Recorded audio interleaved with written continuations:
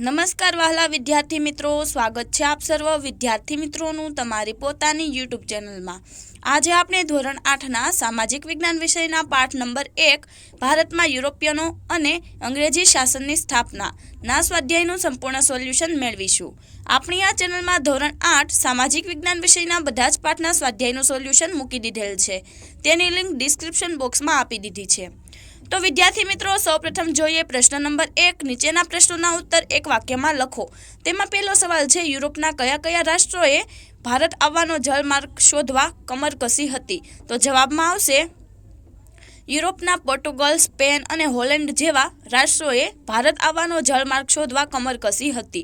त्यारबाद तेमां बीजो सवाल छे, यूरोपनी प्रजाने भारतीय मरी मसालानी खूब आवश्यकता शाथी हती? तो जवाबमां लखशुं यूरोपनी प्रजा मोटा भागे मांसाहारी होय मांस साचववा भारतीय मरी मसालानी खूब आवश्यकता हती। त्यारबाद तेमां त्रीजो सवाल छे, कया युद्धना परिणाम स्वरूप बंगाळमां द्विमुखी शासन पद्धति अमलमां आवी? तो जवाबमां लखशुं बक्सरना युद्धना परिणाम स्वरूप बंगाळमां द्विमुखी शासन पद्धति अमलमां आवी। त्यारबाद तेमां चौथो सवाल छे, कया धारा अन्वये सर्वोच्च अदालतनी स्थापना थई? तो जवाबमां लखशुं ईस्वीसन 1773 मां निमायक धारा अन्वये भारत में सर्वोच्च अदालत की स्थापना थई। त्यारबाद जो प्रश्न नंबर 2 और टूंक नोंध लखो। तेमां पहेलुं छे प्लासीनु युद्ध ईस्वीसन 1757। तो तेमां लखशुं मार्च 1757 फ्रेंच वसाहत पर अंग्रेजोए आक्रमण करी नवाबना सार्वभौमत्वने પડકાર્યું। 23 जून 1757 रोज क्लाइवना नेतृत्व हेठळ अंग्रेज सेना अने नवाबनी सेना वच्चे मुर्शिदाबाद पासे आवेली प्लासी नामना स्थळे युद्ध थयुं।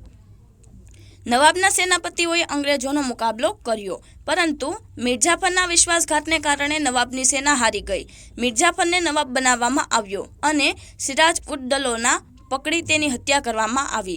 આમ પ્લાસીના યુદ્ધ પછી સમગ્ર બંગાળ અંગ્રેજોના અધિકારમાં આવી ગયું અને અહીંથી તેઓ વેપારીમાંથી સંસ્થાના માલિક બન્યા। ત્યારબાદ તેમાં બીજું છે બક્સરનું યુદ્ધ ઈસવીસન 1764। તો તેમાં લખશું બંગાળના નવાબ મીર કસીમે ફરી વખત અવધના નવાબ અને મુગલ સમ્રાટ સાથે મળી અંગ્રેજોને ભારતની બહાર હાંકી કાઢવા માટેની યોજના બનાવી। આ ત્રણેય સેના 50,000 જેટલા સૈનિકોની બનેલી હતી, જ્યારે કંપનીની સેના 7,072ની હતી।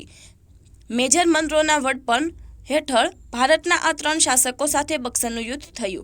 आ युद्धमां अंग्रेजो जीत्या अने प्लासीना युद्धनो निर्णय रद्द बन्यो। बक्सरना युद्धथी अंग्रेजोनी बिहार, बंगाळ अने ओरिस्सामां दीवानी अधिकारो प्राप्त थया, एटले के तेओ विधिसरना मालिक बन्या। आथी द्विमुखी शासन पद्धति अमलमां आवी।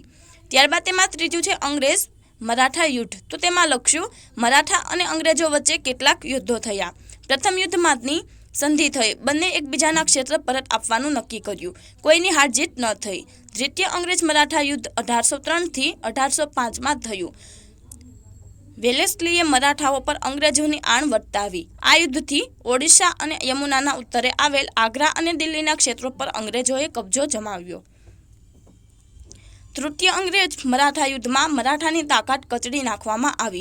पेशवाने पुणेमांथी हटावी कानपुर पासे बिठूर में पेन्शन आपी मोकली दीधो। हवे विध्याचलथी लई दक्षिणना बधा ज भाग पर कंपनीनी सत्ता स्थापाई। आम संपूर्ण भारत पर ब्रिटिश सत्तानी स्थापना थई।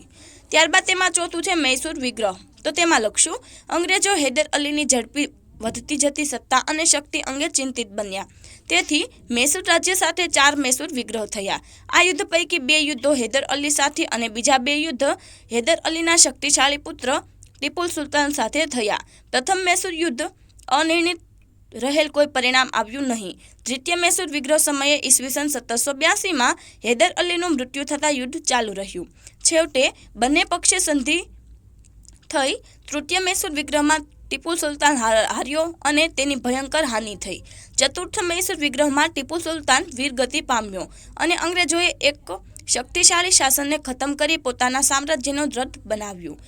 अंग्रेजोए मैसूर राज्य अगाउना वाड़ीनार राजवंश ने सौंप्युं अने तेना पर सहायकारी संधि लादवामां आवी। त्यारबाद जोईए प्रश्न नंबर 2 नीचेना प्रश्नोना उत्तर लखो। तेमां पहेलो सवाल छे, यूरोपियन प्रजाने भारत तरफनो जलमार्ग शोधवानी फरज पड़ी, विधान समजावो। तो जवाबमां लखशुं ईस्वीसन 1453 में तुर्कोए કોન્સ્ટન્ટિનોપલ જીતી લીધું। ભારત અને યુરોપ વચ્ચેના વેપારનું તે મુખ્ય મથક હતું। યુરોપવાસીઓને ભારતના મરી મસાલાની ખૂબ જ જરૂર હતી, આથી આ વસ્તુઓ મળતી બંધ થઈ ગઈ. ભારતમાંથી મરી મસાલા, સુતરાઉ કાપડ, રેશમી કાપડ, તેજાના, અફીણ, સુરોખાર, ગળી, ઇમારતી લાકડું ખૂબ જ મોટા પ્રમાણમાં યુરોપમાં નિકાસ થતી. યુરોપની પ્રજા મહદઅંશે માંસાહારી હોય, માંસ સાચવવા મરી મસાલાની ખૂબ જ આવશ્યકતા હતી. પરિણામે યુરોપિયન પ્રજાને જમીન માર્ગે થતો વેપાર બંધ થવાની નવો જલમાર્ગ શોધવાની ફરજ પડી. ત્યારબાદ તેમાં બીજો સવાલ છે, બ્રિટિશ પોલીસ તંત્ર વિશે મુદ્દાસર નોંધ લખો. તો તેમાં લખશું, લશ્કર જેટલું જ મહત્વનું બ્રિટિશ પોલીસ તંત્ર હતું, જેની શરૂઆત ગવર્નર જનરલ કોર્નવોલિસે કરી હતી. પરંપરાગત ભારતીય સામંતશાહી પોલીસ ખાતાની જગ્યાએ તેણે આધુનિક પોલીસ ખાતાની સ્થાપના કરી. જિલ્લા કક્ષાએ પોલીસ અધિકારી તરીકે જિલ્લા પોલીસ અધ્યક્ષ ડીએસપીની નિમણૂક કરી. વિભિન્ન જગ્યાએ પોલીસ સ્ટેશનની શરૂઆત કરાવી, તેના પર એક ફોજદારની નિમણૂક કરી. ગામડામાં ચોકીદારની નિમણૂક થતી. પોલીસ તંત્રમાં પણ ઉચ્ચ હોદ્દાઓ પર માત્ર અંગ્રેજો જ રહી શકતા. ભારતીયો સિપાહી એટલે કે કોન્સ્ટેબલ કક્ષાએ કામ કરતા. ત્યારબાદ તેમાં ત્રીજો સવાલ છે, ભારતની પ્રજા માટે વિદેશી શાસન અને વિદેશી કાયદો એ બંને અસ્વીકાર્ય છે. મહાત્મા ગાંધીના આ વિધાનને સમજાવો. તો જવાબમાં લખશું, આપણે બ્રિટિશ વહીવટીતંત્રને આધુનિક વહીવટીતંત્ર કહી શકીએ, પરંતુ તેનો ઉદ્દેશ ભારતમાં બ્રિટિશ સામ્રાજ્યને મજબૂત બનાવવાનો હતો. એટલે ભારતીય આ વહીવટીતંત્રનો પૂરતો લાભ લઈ શક્યા નહીં. અંગ્રેજોએ નિરંકુશ રીતે ભારતીયો વિરુદ્ધ આ કાયદાઓ દ્વારા વ્યવહાર કર્યો હતો. એટલે બ્રિટિશ શાસનથી ભારતમાં એક અવિશ્વાસનું વાતાવરણ ઊભું થયું. પ્રબુદ્ધ ભારતીયોએ તેનો વિરોધ કર્યો અને મહાત્મા ગાંધીએ લખ્યું કે ભારતની પ્રજા માટે વિદેશી શાસન અને વિદેશી કાયદો એ બંને અસ્વીકાર્ય છે, કારણ કે તેનાથી ભારતીય જનતાની સુખાકારીને બદલે બ્રિટિશ સ્વાર્થની પૂર્તિ થાય છે. ત્યારબાદ તેમાં ચોથો સવાલ છે, દ્વિતીય અંગ્રેજ મરાઠા યુદ્ધના પરિણામો જણાવો. તો જવાબમાં લખશું, દ્વિતીય અંગ્રેજ મરાઠા યુદ્ધ ઈસવીસન 1803 થી ઈસવીસન 1805 થયું. વેલેસ્લીએ મરાઠાઓ પર અંગ્રેજોની આણ વર્તાવી. આ યુદ્ધથી ઓડિશા અને યમુનાના ઉત્તરે આવેલ આગ્રા અને દિલ્હીના ક્ષેત્રો અંગ્રેજોના કબજામાં આવ્યા. ત્યારબાદ જોઈએ પ્રશ્ન નંબર 3, નીચે આપેલ વિકલ્પોમાંથી સાચો વિકલ્પ શોધી ઉત્તર લખો. તેમાં પહેલું છે, ભારતમાં પોર્ટુગીઝોની રાજધાની હતી. તો વિદ્યાર્થી મિત્રો, અહીં આપણને 4 વિકલ્પ આપેલા છે. જવાબમાં આવશે વિકલ્પ સી, ગોવા. ત્યારબાદ તેમાં બીજું છે, ગોલકોંડાના શાસક પાસેથી ફરમાન મેળવી મછલીપટ્ટનમમાં પોતાનું સ્થાન જમાવનાર યુરોપિયન પ્રજા કઈ હતી. તો જવાબમાં આવશે વિકલ્પ બી, ડચ. ત્યારબાદ તેમાં ત્રીજું છે, ભારતમાં ન્યાયતંત્રની શરૂઆત કરનાર અંગ્રેજ અધિકારી કોણ હતો. તો જવાબમાં આવશે વિકલ્પ ડી, વોરન હેસ્ટિંગ્સ. તો વિદ્યાર્થી મિત્રો, તમે આ સોલ્યુશન જોયું, સાંભળ્યું અને સમજ્યા તે બદલ આપનો ખૂબ ખૂબ આભાર. તેમજ આ વિડીયોની લિંક તમે તમારા મિત્રો અને દોસ્તોને જરૂરથી શેર કરજો.